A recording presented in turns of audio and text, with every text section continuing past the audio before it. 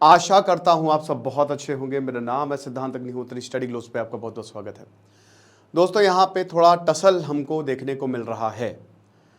देखिए, बांग्लादेश में situation normal तो नहीं है और हालत ख़राब है। चलिए हम शुरुआत से शुरू करते हैं, लेकिन सबसे पहले आपको बात करते हैं हम हमारे शानदार यूपीएससी कोर्स की लक्ष्य बैच की। लक्ष्य बैच की बात करें तो 10,000 का कोर्स है, 1 साल का। फटाक से अवेल करें और आंसर राइटिंग क्लासेस शुरू है जो कि 600 रुपये का है। इसको भी आप अवेल करें, बहुत फ़ायदा होगा आपके लिए। जो लक्ष्य बैच में है उनको ये कोर्स लेने की ज़रूरत है। जो भी यूपीएससी में अपडेशन आता है वो आपको ऑलरेडी दिया जाता है। तो देखो यार, बांग्लादेश प्रोटेस्ट पिछले 2 हफ्तों से जारी है और अभी तक 150 के करीब मौतें हो चुकी हैं।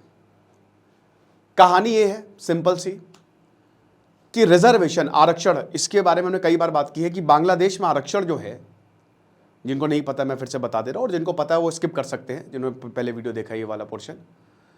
तो यहां पे आरक्षण जो है वो बांग्लादेश में दिया जाता है। सबसे ज्यादा आरक्षण 30%, 30% जो है वो फ्रीडम फाइटर्स को दिया जाता है।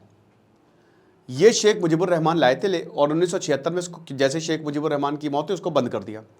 फिर 1996 में जब शेख हसीना आई तो उसको रिवाइव किया। फिर 2001 में खालिदा जिया आई तो उसको बंद कर दिया। 2009 में फिर से रिवाइव किया गया और 2018 में इसको अगेन बंद कर दिया गया। अब उसके बाद ये कोर्ट चले गए जो फ्रीडम फाइटर्स थे। सरकारी जॉब में 30% कोटा चाहिए। अब हाई कोर्ट का ये डिसीजन आया कि ये बहुत ज़रूरी है कि कोटा दे, रिजर्वेशन दे। प्रोटेस्ट शुरू हो गए। भयानक प्रोटेस्ट जो है स्टूडेंट्स ने शुरू कर दिए। हिंसक प्रोटेस्ट हुए। यहाँ पे स्टूडेंट्स के ऊपर जो है गोलियां चला दी गई, टैंक चला दिए गए, बहुत बुरी हालत कर दी गई, और स्टूडेंट्स भी। तो ये दोनों हिंसा का आदान प्रदान हुआ। हालांकि इसमें बहुत सारे बेगुनाह स्टूडेंट्स, उनका तो कोई मतलब ही नहीं था, वो भी बेचारे फंसे। सुप्रीम कोर्ट में मामला गया 3 दिन पहले। सुप्रीम कोर्ट ने, बांग्लादेश की सुप्रीम कोर्ट ने ऐतिहासिक डिसीजन दिया। उन्होंने कहा कि भाई देखिए, हम सिर्फ और सिर्फ 7% रिजर्वेशन को रखेंगे, यानी कि 93% जो है वो सीट्स वो मेरिट से ही आएंगी। अब इस बीच ममता बनर्जी ने एक बयान दिया। ममता बनर्जी और शेख हसीना के रिश्ते काफ़ी अच्छे हैं, ठीक है ना। क्यों? क्योंकि देखते हो, एक तो वेस्ट बंगाल है, 2011 से ममता बनर्जी वेस्ट बंगाल का सीएम है। अब यहाँ पे क्या है कि जो ममता बनर्जी है, ममता दी हैं, बंगाल सबसे बड़ी बाउंड्री शेयर करता है बांग्लादेश से। भाई एक ही तो था बांग्लादेश, बंगाल, आज का वेस्ट बंगाल, ये पूरा एक था। 1905 में बंगाल का पार्टीशन हुआ धर्म के आधार पे, divide and rule, Lord Curzon. तो एक ही था, बोली एक है, भाषा एक है, लोग एक है, तो एक अपनापन है ही है। तो शेख हसीना और ममता बनर्जी के ऐसी बहुत सारी फोटोज, और जब भी शेख हसीना का भारत दौरा आता है वो बंगाल, मतलब ममता बनर्जी से मिलती है। Teesta water deal. प्रॉब्लम ये हो रही है कि अभी बांग्लादेश ये कह रहा है कि ममता बनर्जी की वजह से हम इस डील को नहीं कर पा रहे हैं। यहां पे ममता बनर्जी का ये कहना है कि अगर हम इस तरीके की डील करते हैं तो जो किसान हैं उनको दिक्कत होगा, उनको पानी नहीं मिलेगा। तो बंगाल इस डील को स्टॉल कर दिया। वेस्ट बंगाल मतलब कहना है कि भाई हमने ऐसा कुछ भी नहीं किया है, क्योंकि ये सरकार के हाथ में है, फालतू में मिसलेड किया जा रहा है, जो भी है।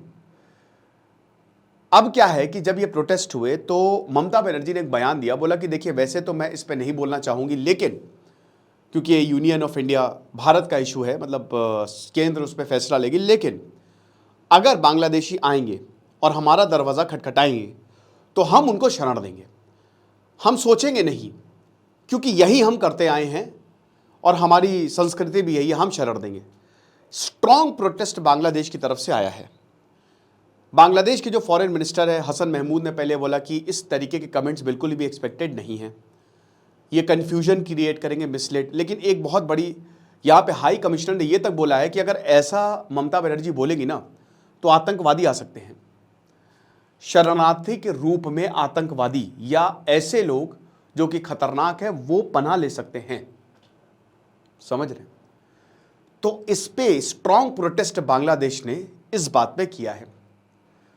अब देखिए, मेरा पर्सनल मानना यह है, वैसे तो अगर कोई मुसीबत में है, इंसानियत के तौर पे हमको उनको शरण देनी चाहिए, ठीक है।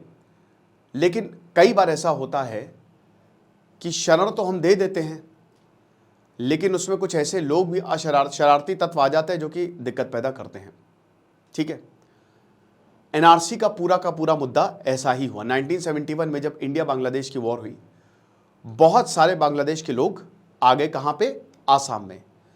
1979 में जब इलेक्शन हुए तो एकदम से वोटर लिस्ट में बढ़ावा देखने को मिला कि इतने सारे लोग एकदम से कैसे बढ़ गए। तब ये पता चला कि ये वॉर के ही जो रिफ्यूजीज यहां पे आए। और अब क्या हुआ कि फिर भयानक प्रोटेस्ट शुरू हो गए। आंसू बना, राइट, आसाम का स्टूडेंट यूनियन, उन्होंने सरकार बना ली 1985 में, और काफ़ी हिंसा भी हुई, काफ़ी बवाल भी हुआ। तो इस तरीके के कमेंट्स मेरे हिसाब से शायद सही नहीं, क्योंकि ये बांग्लादेश का इंटरनल मैटर है, राइट। और हालात बहुत ख़राब है, नो डाउट बांग्लादेश के हालात इस समय। शेख हसीना को ऐसा नहीं करना चाहिए। हालांकि स्टूडेंट्स भी, मुझे लगता है कि अब हिंसा रोकनी चाहिए, और सुप्रीम कोर्ट के डिसीजन के बाद कोई स्कोप नहीं बचता है। लेकिन फिर भी जो शेख हसीना कर रही हैं क्रैकडाउन, ब्रूटल क्रैकडाउन, और जो कहीं ना कहीं जो स्टूडेंट्स भी, देखिए उन्होंने भी आप प्रोटेस्ट करिए लेकिन पीसफुल प्रोटेस्ट हो तो वो सबसे बेस्ट है। ठीक है ना, एकदम शांति से आप प्रोटेस्ट करिए। तो पब्लिक प्रॉपर्टी को नुकसान पहुंचाना वो भी शायद ठीक नहीं है। लेकिन हाँ, एक ब्रूटल क्रैकडाउन देखने को मिल रहा है, ओके, जो कि सही नहीं है। अगर बातचीत से मामला हल हो जाता तो शायद बेटर रहता। वैसे सरकार ने तो 2018 में ख़त्म ही कर दिया था, ये तो कोर्ट ने डिसीजन दिया, और कई बार कोर्ट के डिसीजन जो है वो दिक्कत पैदा कर देते हैं। जैसा सेम ऐसे ही कोर्ट का डिसीजन मणिपुर के लिए आया था, और पिछले साल जो मणिपुर में डिसीजन आया, आज भी मणिपुर जल रहा है। मणिपुर में लाइफ नॉर्मल नहीं हो पाई है, समझ रहे हैं। ये हमको देखना पड़ेगा, सोचना पड़ेगा।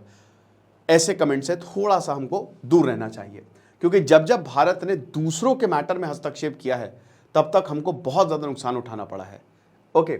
और वैसे भी ये तो एक लाइफ का रूल भी है कि जब कोई मांगे मदद तभी करो, फर्जी में घुसना नहीं है, क्योंकि फिर बहुत बड़ी दिक्कत हो जाती है और हम ही विलन बन जाते हैं। क्राइम अफेयर्स जो हमारा चैनल है उस पर हम बहुत ज़बरदस्त क्राइम स्टोरीज लाते हैं, उसको ज़रूर सब्सक्राइब करिए। डिस्क्रिप्शन कमेंट बॉक्स में लिंक दिया है। Thank you so much.